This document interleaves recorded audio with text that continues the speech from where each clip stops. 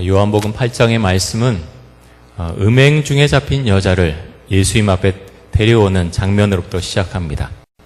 유대 종교 지도자들은 예수님에게 올가미를 씌우려고 했습니다. 예수를 고발할 그런 증거를 얻고자 음행 중에 잡힌 여자를 데리고 왔습니다. 그 사건 이후에 예수님은 유대 종교 지도자들과 몇 가지 주제를 놓고서 논쟁을 벌이는데요. 예수님은 누구신가에 대해서도 서로 말씀하고 있고, 또 하나님은 누구의 아버지신가, 이런 주제를 놓고서 예수님과 유대 종교 지도자들, 오늘 말씀 가운데는 그냥 유대인이라고 했지요. 이 유대인들과 예수님께서 논쟁을 하십니다. 유대 종교 지도자들은 예수님을 좋은 시각으로 보지 않았습니다. 우리가 오늘 본 본문 말씀에 의하면 유대 종교 지도자들은 예수님을 향해서 사마리아 사람이다, 귀신 들렸다, 이렇게 공격을 했습니다. 왜 그렇게 말했겠습니까? 왜 예수님을 향해서 너는 사마리아 사람임에 틀림없다, 귀신 들렸다, 왜 이렇게 말을 했겠습니까? 마음속으로부터 예수님을 경멸했기 때문입니다. 멸시했다는 거죠. 유대 종교자들은 자신들에 대해서 설명하면서 우리의 아버지는 하나님이시다, 예수님에게 그렇게 말씀을 드립니다. 하지만 예수님께서 그 말씀을 받아들이지 않지요. 이렇게 말씀하십니다. 44절 한번 보겠습니다. 요한복음 8장 44절. 너희는 너희 아비 마귀에게서 났으니 너희 아비의 욕심대로 너희도 행하고자 하느니라. 그는 처음부터 살인한 자요 진리가 그 속에 없으므로 진리에 서지 못하고 거짓을 말할 때마다 제 것으로 말하나니 이는 그가 거짓말쟁이요 거짓의 아비가 되었음이라. 여러분, 굉장히 무서운 말씀입니다. 유대 종교 지도자들, 유대인들은 말씀 가운데서 우리가 생명 걸고 그 말씀 지키고 산다, 이렇게 믿고 살아온 사람들입니다. 우리의 아버지는 아브라함이고 또 나아가서 우리의 궁극적인 아버지는 하나님이다, 그렇게 철석처럼 믿고 있었던 사람입니다. 그런데 예수님께서 뭐라고 말씀하십니까? 그게 아니다, 너의 아비는 마귀다라고 말씀합니다. 여러분, 얼마나 무섭습니까? 우리가 하나님을 아버지라고 그렇게 나는 믿고 있는데 주님께서 아니다, 네 아비는 하나님이 아니라 마귀다라고 그렇게 말씀하신다면 그 말씀을 어떻게 받아야 되겠습니까? 예수님께서 왜 그렇게 말씀을 하셨을까요? 왜 그렇게 말씀하셨냐 하면 유대 종교 지도자들이 마귀가 좋아하고 또 마귀가 행하는 일들을 똑같이 했기 때문입니다.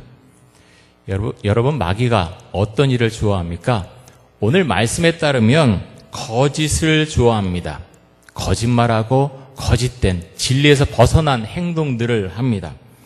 유대 종교 지도자들 또한 거짓말을 하고 좋지 않은 행동들을 계속해서 반복적으로 저질렀습니다. 산상수 말씀 가운데서 마태복음 7장 18절에 보면 이렇게 예수님께서 말씀하시는데요. 좋은 나무가 나쁜 열매를 맺을 수 없고 못된 나무가 아름다운 열매를 맺을 수 없느니라. 자, 여러분, 이 말씀이 무슨 말씀입니까? 정말 하나님을 믿는다면, 잘 믿는다면 말씀이 우리의 마음 가운데 들어오겠지요. 그 말씀이 우리 삶의 모토가 됩니다. 가치관이 됩니다. 절대적인 진리가 됩니다. 그렇게 되면요, 그 말씀대로 살아가는 거예요. 그래서 그 말씀에 대한 열매가 맺히게 됩니다. 그런데 겉으로만 말씀을 받은 척하면 전혀 다른 열매가 맺히게 된다고 하는 것입니다. 자, 7장 21절에서는 이렇게 말씀을 하십니다. 나더러 주여 주여 하는 자마다 다 천국에 들어갈 것이 아니요 다만 하늘에 계신 내 아버지의 뜻대로 행하는 자라야 들어가리라. 자, 어떤 사람들이 천국에 들어갑니까? 하늘에 계신 하나님, 아버지의 뜻대로 어떻게 한다고요? 행하는 자라야 들어가리라 말씀하셨습니다. 우리 하나님을 믿는다고 하는데 말씀대로 살아야 천국에 들어갈 수 있다는 것입니다. 여러분, 유대 종교 지도자들은 어떻게 했습니까? 머리로는 너무나 잘 알고 있었습니다. 말씀을 많이 암송했고요. 말씀을 가르쳤습니다. 하지만 생활은 하나님의 말씀과 정반대의 생활을 하고 있었다고 하는 것입니다. 유대 종교 지도자들은 장사꾼들과 짜고서 성전에서 어떤 환전으로 생기는 이득, 그 돈을 가로챘습니다. 제물로 바치는 양과 소를 팔고서 그것에서 얼마를 또 자신들이 가져갔습니다. 그래서 부자가 됐지요. 근데 그 돈이 어떤 돈입니까? 하나님의 돈입니다. 하나님 것을 도적질한 것이죠. 결국 도둑놈들이라고 하는 것입니다. 사람들 앞에서는 우리는 일주일에 한 번씩 금식 기도하고 또 철저한 11조를 드리고 그런 것들을 많이 이야기를 했습니다. 하지만 이들은 어떤 모습을 사람들에게 보이고자 했습니까? 시장 같은 곳에서 사람들이 많이 모인 곳에서 일부러 그곳에 서서 기도하는 척, 그런 기도를 하나님 앞에 드린다고 했습니다. 이런 사람들을 향해서 너의 아비는 하나님이 아니라 마귀다라고 말씀을 하셨습니다. 오늘 우리가 요한복음 8장 뒷부분 말씀을 읽었는데요. 이 말씀은 진리와 거짓의 대결에 대한 말씀이기도 하고 하나님은 누구신가 하는 것에 대한 말씀이기도 합니다. 요한복음 8장 45절에 보면 내가 진리를 말함으로 너희가 나를 믿지 않는다. 내가 진리를 말함으로 너희가 나를 믿지 않는다라고 말씀을 하셨습니다. 예수님은 진리에 대해서 말씀하시는데 유대 종교 지도자들은 진리가 마음속에 없기 때문에 하나님을 제대로 믿지 못하기 때문에 이 말씀을 받아들이지 못한다고 하는 것입니다. 이 논쟁의 핵심이 무엇입니까? 결국에는 진리가 무엇인가라는 그런 논쟁이고요. 또 하나님은 누구의 아버지신가? 그 유대 종교 지도자들의 아버지인가? 아니면 예수님의 아버지인가? 그 점에 대해서 말씀하고 있습니다. 또 그것을 뒤바꿔서 생각하면 누가 진짜 하나님의 자녀인가에 대한 문제이기도 합니다. 자, 요한일서 말씀에서는 또 이렇게 말씀하시는데요. 요한일서 1장 5절과 6절 우리 같이 한번 읽겠습니다. 우리가 그에게서 듣고 너에게 전하는 소식은 이것이니 곧 하나님은 빛이시라. 그에게는 어둠이 조금도 없으시다는 것이니라. 만일 우리가 하나님과 사귐이 있다고 어둠에 행하면 거짓말을 하고 진리를 행하지 아니함이거니와. 자, 말씀 가운데 하나님께서 뭐가 되신다고요? 빛이시라. 하나님 빛이시라. 그에게는 어둠이 조금도 없다라고 하셨습니다. 그런데 이런 하나님과 사귄다고 하면서 어둠 속에 행하면 거짓말을 하는 것이다라고 말씀합니다. 자, 이 말씀 자체가 유대 종교 지도자들이 하나님의 자녀가 아닌 것을 아주 확연하게 밝혀주고 있습니다. 유대 종교 지도자들은 하나님과 우리가 기쁜 관계 속에 있다고 주장을 했지만 이들은 늘 거짓말을 했고 거짓된 행동을 했습니다. 그러므로 이들은 하나님과 관계가 없다고 하는 것이죠. 여러분, 우리가 하나님을 믿고 살아가지 않습니까? 그 빛 대신 하나님, 그 빛 대신 예수님을 우리가 믿고 살아갑니다. 그 하나님을 믿고 살아갈 때 우리의 삶의 모습이 어떻게 되겠습니까? 우리 삶의 모습은요, 이 세상 가운데서 밝고 정직하고 행복한 삶을 살아가게 됩니다. 기독교인들은 행복하게 살아가고 있습니까? 그렇게 당연히 돼야 됩니다. 물론 행복이 그리스도인들의 목표는 아니죠. 하나님이 거룩하니 너희도 거룩하라 라고 말씀하셨습니다. 우리가 지향해야 될 점은 거룩이죠. 거룩한 사람들이 되는 것입니다. 거룩한 가정이 되는 것입니다. 그런데 그런 거룩은요, 행복과 거리감이 있는 그런 거룩이 아닙니다. 우리가 거룩한 사람들이 되어야 되지만 하나님 앞에서 행복을 또 이뤄가는, 행복을 추구하는 그 거룩이라고 하는 것을 우리가 기억해야 하겠습니다. 자, 지난 주일에 제가 설교하면서 신명기 말씀을 한번 봤는데요. 신명기 33장 29절에 이렇게 말씀합니다. 이스라엘이여 너는 행복한 사람이로다. 여호와의 구원을 너같이 얻은 백성이 누구냐? 그는 너를 돕는 방패시요 내 영광의 칼이시로다. 내 대적이 내게 복종하리니 내가 그들의 높은 것을 밟으리로다. 자, 마찬가지죠. 우리들도 구원받은 하나님의 백성인데 당연히 행복한 사람이라고 주님께서 말씀을 하십니다. 왜 그렇습니까?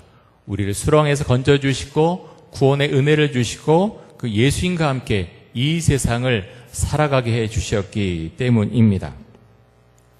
여러분 어떻습니까?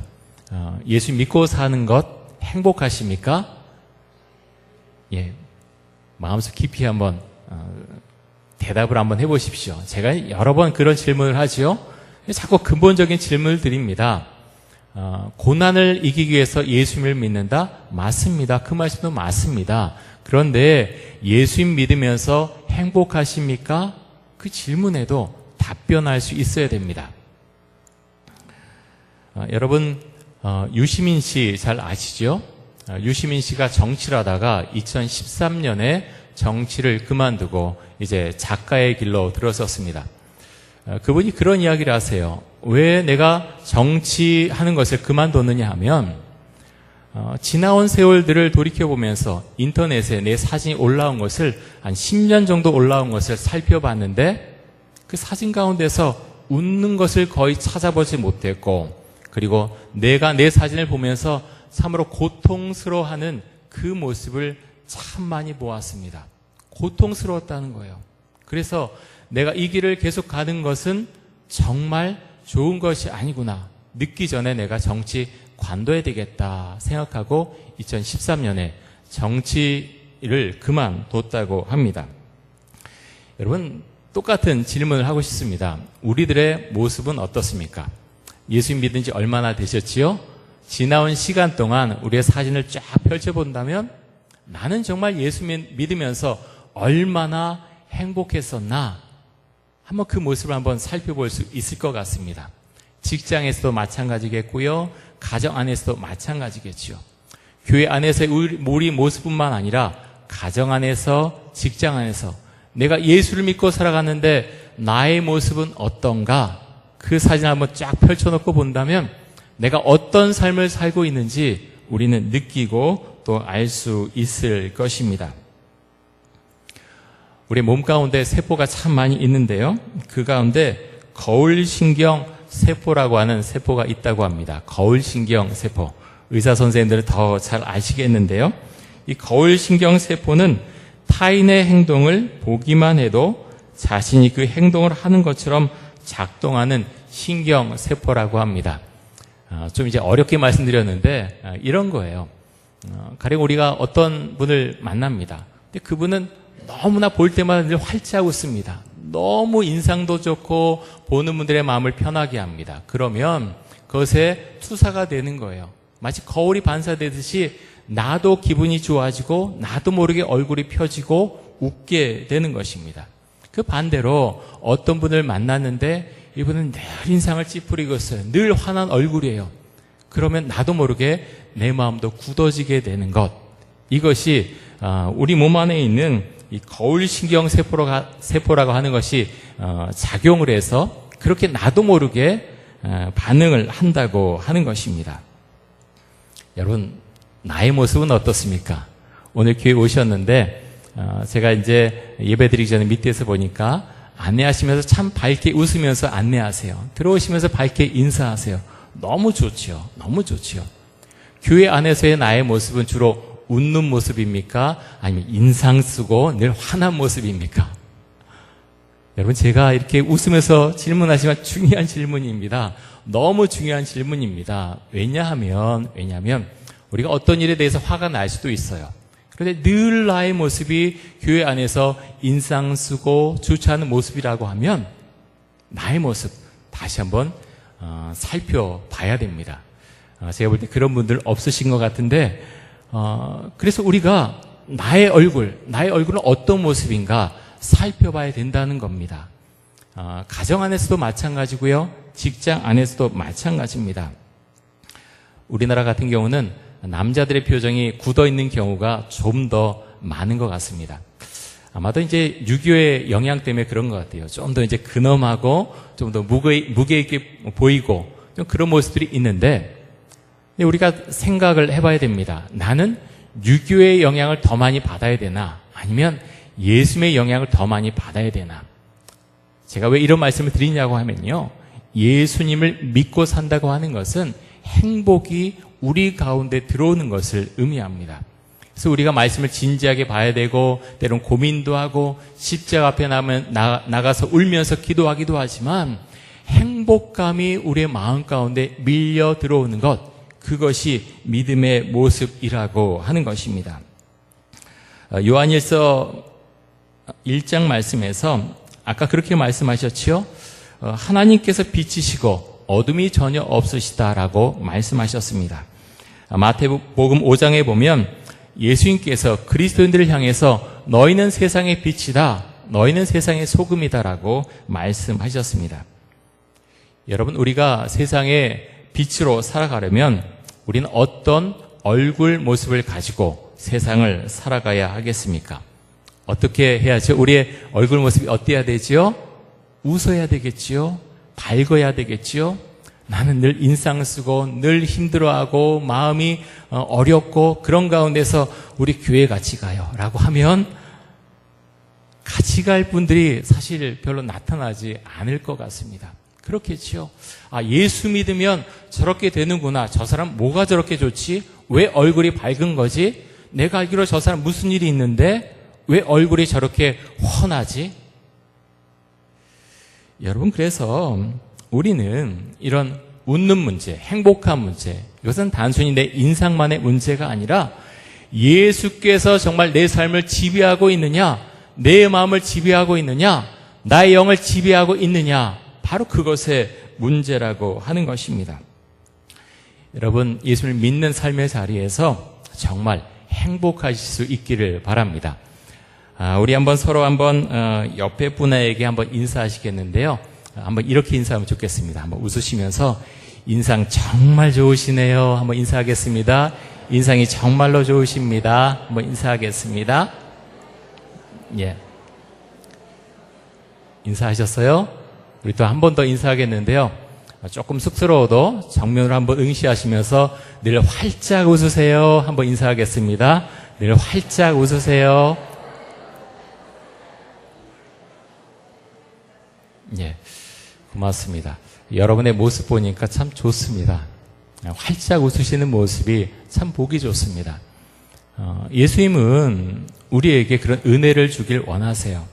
우리의 마음이 때로는 세상살이 때문에 지치고 어려워도 주 앞으로 나아가면 주께서 우리의 마음을 붙잡아 주시는 거예요. 우리의 마음을 밝게 해주십니다. 그것이 우리의 믿음의 고백이 될 수 있길 원합니다. 자, 오늘 말씀에 보면 유대인들의 모습 가운데서, 유대 종교 지도자들의 모습 가운데서 교만한 모습을 보게 됩니다. 왜 그들이 예수님을 받아들이지 못했느냐 하면 영적으로 교만했기 때문입니다. 요한복음 8장 47절에서 49절까지의 말씀입니다. 하나님께 속한 자는 하나님의 말씀을 듣나니 너희가 듣지 아니함은 하나님께 속하지 아니하였음이로다. 유대인들이 대답하여 이르되 우리가 너를 사마리아 사람이라 또는 귀신이 들렸다 하는 말이 옳지 아니하냐.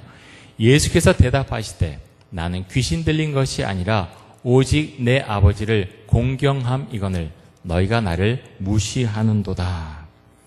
자, 유대 종교 지도자들이 예수님의 말씀을 받아들이지 않은 이유는 유대 종교 지도자들, 그들이 하나님께 속한 자가 아니기 때문에 예수님의 말씀을 받아들이지 않았다라고 말씀을 합니다. 그러자 유대인들이 예수님을 공격하지요. 너는 사마리아 사람이다. 너는 귀신 들렸다. 그렇게 공격을 하고 예수님을 멸시합니다. 예수님을 무시합니다. 여러분, 우리가 하나님을 믿고 또 예수님을 믿는다고 하는 것이 무엇입니까? 우리가 하나님을 믿으면요, 우리의 속사람이 변하게 됩니다. 우리의 속사람이 변하면 우리의 생각이 바뀌고 우리의 마음이 바뀌죠. 그렇게 바뀌었을 때 우리의 행동도 말도 삶의 태도도 이어서 계속해서 바뀌게 됩니다. 그래서 예수 믿는, 예수를 닮은 사람으로 점점 변화되어 갑니다. 찰스 스윈덜 목사님이 쓰신 요한복음 주석책에 보면 후르시 초프에 대한 이야기를 합니다. 이 후르시 초프는 1950년대와 1960년대 소련의 공산당 제1서기를 지냈고요. 또 소련 정부의 총리를 지낸 인물입니다. 이 후르시초프는 철저한 공산주의자입니다. 그런데 이렇게 철저한 공산주의자인 후르시초프가 어렸을 때는 교회를 열심히 다녔던 사람이라고 합니다. 러시아 정교회죠. 러시아 정교회를 열심히 다녔는데 러시아 정교회의 사제가 이 후르시초프가 어렸을 때 그 동네 아이들에게 사탕을 주면서 성경을 암송하자라고 했다는 거예요. 근데 가장 성경 말씀을 잘 외운 사람이 누구냐? 후르시초프였다고 합니다. 너무나 잘 외웠다고 합니다. 어느 정도 잘 외웠냐 하면 사복음서, 여러분 뭔지 아시죠? 마태복음, 마가복음, 누가복음, 요한복음, 그 말씀을 처음부터 끝까지 전부 다 암송하는 사람, 그 사람이 바로 후르시초프였다고 합니다. 그래서 교회에서 특별상까지 받았다고 합니다. 그런데 여러분, 우리는 후르시초프를 가르쳐서 정말 예수를 잘 믿는 사람이다, 결코 그렇게 말하지 않습니다. 그는 공산주의자입니다. 그는 단지 머리가 좋아서 사복음서를 줄줄 어릴 때만 외운 것이 아니고요, 60년이 지났을 때도 그는 여전히 사복음서를 줄줄 외우는 정말 머리가 뛰어난 사람이었다고 합니다. 하지만 그가 하나님을 믿는 사람입니까? 아니죠. 단지 그는 사복음서를 외웠을 뿐입니다. 암송했을 뿐입니다. 그는 암송했지만 그의 마음 가운데는 믿음이 없었습니다. 다시 말해서 그는 영적으로 교만한 사람이었습니다. 우리 믿음은요, 단순히 성경 말씀을 줄줄 외우고 또 헌금 생활을 잘한다고 생기는 것은 아닙니다. 여러분 오해하지 마십시오. 우리가 성경 말씀 외우는 것 암송해야 됩니다. 우리 영적 생활에 정말 도움이 많이 됩니다. 헌금 생활 잘 해야 됩니다. 그것을 보시고 하나님께서 기뻐하십니다. 하지만 단순히 성경 말씀을 암송하고 연구한다고 하고 또 많이 읽는다고 하고 헌금 생활만을 단순히 잘한다고 해서 그 마음 가운데 믿음이 생기는 것은 아닙니다. 후르시초프에게 무엇이 없었습니까? 하나님을 경외하는 마음이 없었습니다. 유대 종교 지도자들도 같았지요. 그들은 성경을 잘 안다고 했지만, 많이 암송했지만 하나님이 누구신지 잘 몰랐습니다. 하나님을 경외하는 마음이 너무나 모자랐습니다. 그래서 여러분, 우리가 하나님을 믿고 살아가는데 우리의 마음이 하나님 앞에서 결코 교만해서는 안 되겠습니다. 우리는 그리스도의 십자가 앞에 엎드려 기도해야 합니다. 우리의 죄에 대해서 철저하게 회개해야 합니다. 요한일서 1장 8절에서 10절까지 보면 이렇게 말씀합니다. 제가 보겠습니다. 만일 우리가 죄가 없다고 말하면 스스로 속이고 또 진리가 우리 속에 있지 아니할 것이요. 만일 우리가 우리 죄를 자백하면 그는 미쁘시고 의로우사 우리 죄를 사하시며 우리를 모든 불의에서 깨끗하게 하실 것이요. 만일 우리가 범죄하지 아니하였다 하면 하나님을 거짓말하는 이로 만드는 것이니 또한 그의 말씀이 우리 속에 있지 아니하니라. 아멘. 자, 예수를 만나면 가장 먼저 무엇을 고백하게 됩니까? 이렇게 고백하게 되지요. 주님, 저는 죄인입니다. 저를 용서해 주십시오. 주님, 저는 죄인입니다. 저를 용서해 주세요. 책에서 봐서 그런 것이 아닙니다. 어떻게 그렇게 할 수 있습니까? 예수님을 만나게 되고 예수 그리스도의 십자가 의미를 알게 되면 그 앞에 엎드려서 주님, 저는 죄인입니다. 다른 사람 이야기하는 게 아니고요, 자신의 이야기를 하게 됩니다. 주님, 저는 죄인입니다. 얼마나 많은 죄를 제가 주 앞에서 지은지 저는 잘 알고 있습니다. 주 앞에 고백하게 됩니다. 그런데 예수님 당시에 유대 종교 지도자들에게는 이런 모습이 없었다고 하는 것입니다. 후르시초프도 마찬가지죠. 복음서를 너무나 잘 알고 다 암송하고 그렇게 하나님을 아는 것 같지만 그것은 하나님을 아는 것이 아니라 단순히 어떤 공자의 말씀을 외우듯이 어떤 철학서의 말씀을 외우듯이 그냥 암송했을 뿐입니다. 하나님을 만난 것이 아니라고 하는 것입니다. 여러분, 혹시 우리는 하나님 앞에서 영적으로 교만하지는 않습니까? 우리가 하나님 앞에서 영적으로 교만하면요, 어떤 모습으로 나아가냐고 하면 우리는 자꾸 어둠 속으로 나아갑니다. 거짓말하는 것, 아무렇지도 않게 생각합니다. 영적으로 교만한 사람은 하나님 앞으로 나아가서 기도하지 않습니다. 또 하나님의 말씀대로 살아가고자 하지도 않습니다. 여러분, 우리는 누구의 자녀입니까? 누구의 자녀지요? 하나님의 자녀입니다. 우리가 우리의 정체성에 대해서 분명한 그런 생각이 있어야 하겠습니다. 근데 오늘 말씀, 주신 말씀 여러분 기억하십시오. 이 말씀들 아마 많이들 그렇게 깊게 보신 분이 그렇게 많지 않을 것 같습니다. 유대 종교 지도자들을 향해서, 유대인들을 향해서 예수님께서 말씀하시기를 너희 아비는 마귀다라고 말씀하셨습니다. 그들이 얼마나 충격을 받았겠습니까? 여러분, 우리는 누구의 자녀입니까? 하나님의 자녀입니다. 만약 우리가 하나님의 자녀라면 하나님의 말씀대로 살아갈 수 있어야 되겠습니다. 거짓말하고 살아가는 것이 아니라 주 앞에서 정직하고 그 말씀대로 따라가는 삶, 그 삶이 우리의 삶 가운데 나타날 수 있어야 되겠습니다. 예수님께서 말씀하시기를 열매를 보고서 그 나무가 어떤 나무인지 안다고 하셨습니다. 우리는 어떤 삶의 열매를 맺으면서 세상을 살아가고 있습니까?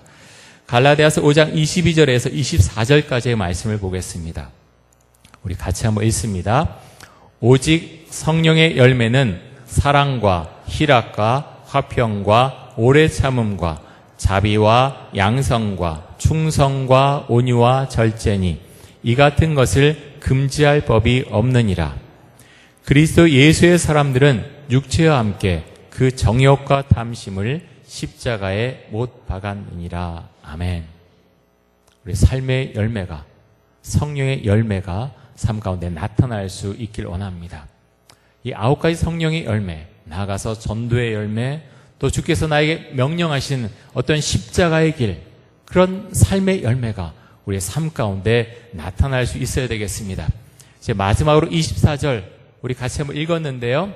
이 말씀 읽고서 설교를 마치도록 하겠습니다. 고백하는 마음으로 다시 한번 읽습니다. 시작. 그리스도 예수의 사람들은 육체와 함께 그 정욕과 탐심을 십자가에 못 박았느니라. 아멘.